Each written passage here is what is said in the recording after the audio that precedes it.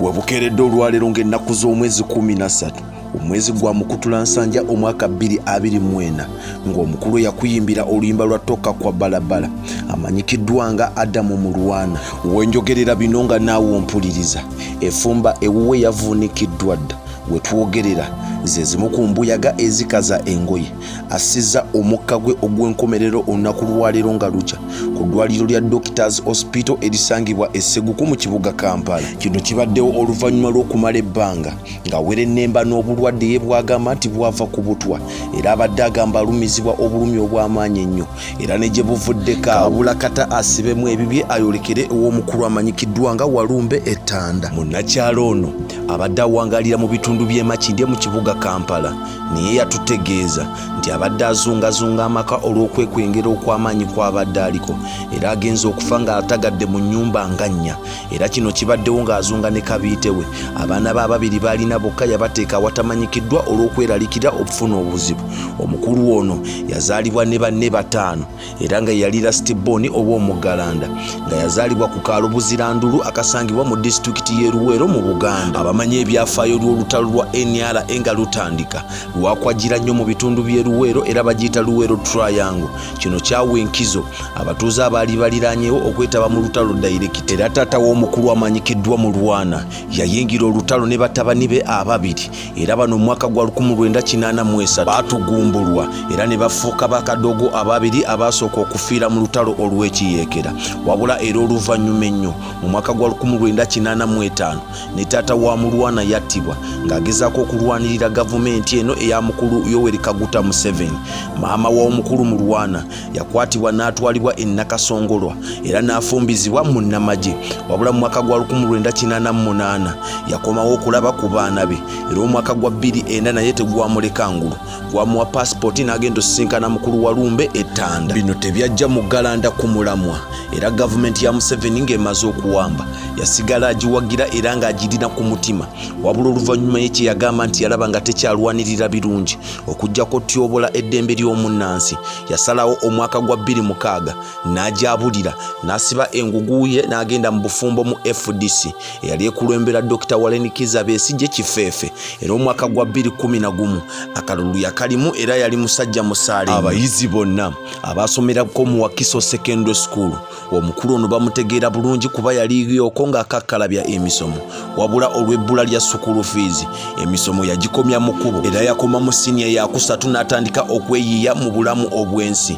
Omukulu ono yali muyimbi, yabeerako mu kibiina kya Eagles Production, era yali munywanyi wa Haji Aruna mu Birunyo era nga wakukido, era yakola ng'omulimu ogw'ettendo ogw'okubunyisa nga posta za Eagles Production wonna we naayimba okwetoloola eggwanga lyonna. Wabula oluvannyuma nnyo nga Eagles Production emaze okwabika, yagenda ne munywanyi we Haji Aruna mu biro mu Kulimu Production, era yasalawo n'atandika okulya mu ndago. Yayimba ennyimba nnyingi nnyo naye nga zonna buteerere. Wabula oluvannyuma ennyo Katonda yamujjukira bwe yamuwa oluyimba hiti kabunamawanga olwamanyibwa nga Toka kwa Balabala. Nga bwe bagamba nti Katonda bw'aba asazeewo kuwa aba akuwadde. Omwaka gwa 2011 gwali gutinta, omukulu ono n'afulumya oluyimba luno ng'ebula wiikisi 2 zokka twolekera okulonda, naye oluyimba luno lwefuga kampeyini zonna eza FDC, era buli yalina kadi ya FDC nga ze zimu ku nnyimba zakulembeza. Omukulu ono yatutegeeza oluyimba luno yaluyimba ng'atagetinze Dr. Warren Kizza Besigye Kifeefe, era teyaweebwa yadde n'omunwe gw'ennusu, wabula agamba teyejjusa kuba lwamufuula omuntu ow'amaanyi mu ggwanga, n'atambula eggwanga lino lyonna okulimalayo ng'agenda ayimba ku kampeyini z'omukulu. Akalulu bwe kaggwa ng'aba FDC bamaze obatimpula ekigunga n'enkoona enywedde nga muzeeyi Yoweri Kaguta Museveni abafutubaddeko. Mukulu Mulwana teyaggwamu maanyi, yasigala nfanfe ne Dr. Kano Kizza Besigye. Wabula oluvannyuma ennyo omusaayi omuto omwana ow'emagere His Excellency Robert Kyagulanyi Ssentamu bw'afubutukayo, omukulu ono yasala busazi ddiiro n'amwegattako era n'amukubira oluyimba lwe yatuuma Bobi Wine is good, naye luno terwakyaka nnyo nga luli olwa Besigye. Oluvannyuma lw'okwetaba nnyo mu by'obufuzi bwe bityo byatuuka ne bimuyingira mu musaayi n'ayagala akulembere, era omwaka gwa 2021 yasalawo yeesimbewo ku kifo ky'obwa Road Council ng'ayagala kiikirira Makindye West ey'okusatu.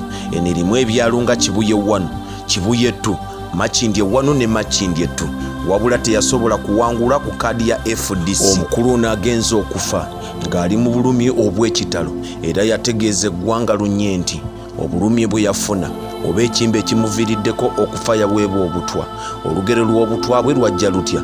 Mulwana yatutegeeza nti emabegakaawo yafuna munywanyi we omukyala okuva mu ggwanga lya Amerika n'amuweerezanga obubaka ng'asiima emirimu gy'akola ng'agamba weebale kuweereza bannansi, n'ayasaba amusisinkane. Mukulu Mulwana teyagaana oluvannyuma lw'ebigambo omukyala ono bye yali amutegeezezza ebiwoomu, era omukyala ono bwe yatuuka mu ggwanga lyattu Uganda n'amuyisaamu olukomo lw'essimu n'amugamba jangu tusisinkane mu kafo akamu akasanyukirwamu. Mulwana teyagaana, era omukyala ono mu kafo we baali balina okusisinkana ye yasookawo. Oluvannyuma nnyo Mulwana n'amwegattako, atutegeeza nti agenda okutuukawo ng'omukyala ono yatumisizza dda pizza era ng'aliddeko piisi 2, n'amugamba naye alye. Bwe baanyumya emboozi ng'amaze okulya n'amwokyayo $3. Omukulu n'asagamba olw'okuba yali yafunye akasente kaatatuuyanidde. Kumbe ebinaddirira si byakuwoomya nakabululu. Omukulu watutegeeza nti pizza eyo erabika yalimu obutwa. Bwe yaddayo ewaka n'atandika okulumizibwa omutwe ogw'amaanyi, n'atandika okulumizibwa mu lubuto nga buli wamu awulira obulumi nga teyeetegeera. Yasalawo agendeko mu ddwaliro asobole okwebuuza ku musawo. Akalwaliro kano ke yatuukiramu kaali kasangibwa mu kaalo k'e Kabowa. Bwe yatuukayo omusawo n'amukebera n'amugamba olina malaria, n'amuteekako drip. Wabula mukulu Mulwana ategeeza bwe yaddayo ewaka embeera teyakyuka, wabula yayongera kusajjuka. Yasalawo agendeko mu ddwaliro erisingayo. Bwe yatuukayo bwe baamukebera ne bamutegeeza nti mu bubiri gwo mulimu obutwa, era obutwa butandise okulya ekibumba kyo, era weetaaga obujjanjabi obw'amaanyi osobola okuba ku matu. Mwanattu bino byavaako okweraliikirira okw'amaanyi eri obulamu bwe, era ne watuukidde kaakati bye bimu ku bimussizza. Embeera bwe yalaba ng'efuukuuse yasalawo abinnyike mu vvi agendeko mu kyalo kyattu e Luweero, anti bagamba east or west home is the best. Era ennaku ey'amaanyi gye yali alina yategeeza nti bakama be aba FADDASA oba FDC baatandika okumwewala nga tebakyakwata masimu ge kosa n'omuleka ku bulutiki, wabula oluvannyuma ennyo His Excellency Robert Kyagulanyi yamukyalirako, era yategeeza kino kyamuwanye essuubi. Era luvannyuma nnyo amyuka chairman wa FDC ebiseera ebyo mukulu Kiganda naye yamukyalirako n'amulaba, wabula mukulu Mulwana yatutegeeza talyerabira laavu n'omukwano. Hajja Luna mu birugu yamulaga ati yamuyambangako n'omusasulira ku biluzi z'eddwaliro. Kkiriza olunaku lwaleero emboozi eno nsooka engikomyeko kaakano, ngenda gikwongera mu maaso awo nkutegeeze n'enteekateeka z'okuzika nga bwe zigenda ottambula. N'ekitalo nnyo kitalo ddala. Ffe nga ffe Bannayuganda tunyonyoleddwa okuviirwako mu Nakitone bw'atyo, n'ekisaawe ky'okuyimba kifiiriddwa omukulu abadde amanyi obulungi okuyiiya ebiyiiye ebinyuvu. Naye nga sinnasiibula, kkiriza nkujjukize bakadde baffe aba Cambridge Junior School, bano basangibwa Matugga Kito. Osobola obbafuna ku 0752 52 865 oba 0773 0 1412. Bano bayigiriza abayizi ne babangulwa mu ddiini ne mu bisomesebwa. Bakwata bulungi abayizi, bayigiriza omwana okutya Katonda. Omwana akasasasula school fees, ebikozesebwa byonna oba wadde oba wa kisulo abisanga ku ssomero, talina yadde kyatwala. Genda ku Bombo Road opposite ekikubo ekidda Essemuto, awo nga ku mafuta ga gaazi woba oyambukira kilomita 1 okuva ku kubo ng'oli ku ssomero. Mbadde omwana soda. Subscribinga, commentinga ate osharinge. Mukama Katonda omulungi abankuumire. Export TV to the world.